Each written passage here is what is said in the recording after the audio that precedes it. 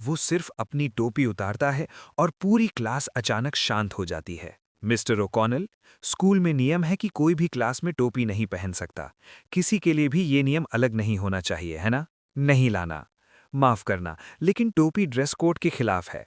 जैसे ही उसने अपनी टोपी उतारी, पूरी क्लास हैरान रह गई। सिर्फ 3 दिन पहले तक वो स्कूल का अगली डकलिंग माना जाता था।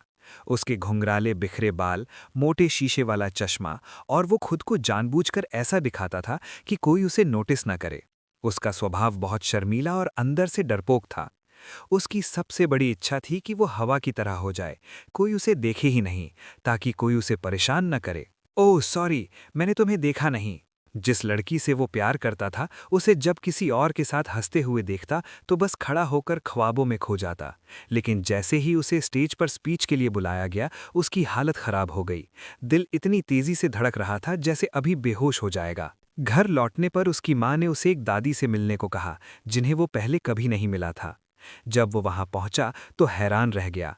ये कोई साधारण घर नहीं था, सब कुछ बेहद शाही और खूबसूरत था।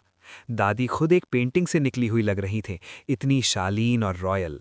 और खुद को देखो, अस्त व्यस्त, झुका हुआ, आत्मविश्वास से बिल्कुल खाली। दादी ने उसे एक पारिवारिक विरासत दी और कहा, ये तुम्हारी परदादी की निशानी है, ये हमारे शाही परिवार की पहचान और जिम्मेदारी का प्रतीक है। लेकिन उसे कोई फर्क नहीं पड़ा। वो इधर उधर घूमता रहा जैसे कुछ समझ ही नहीं रहा हो। आखिरकार जब वो खास शाही चाय खत्म हुई, दादी ने एक बड़ा राज बताया। तुम एक राजकुमारी हो। क्या? मैं एक प्रिंसेस? और इससे भी ज्यादा चौंकाने वाली बात यह थी कि उसके पिता की मौत के बाद अब वो अकेला वारिस था। कल तक वो एक अनदेखा मजाक का पात्र था और आज वो एक असली राजा बन चुका था। माँ, मुझे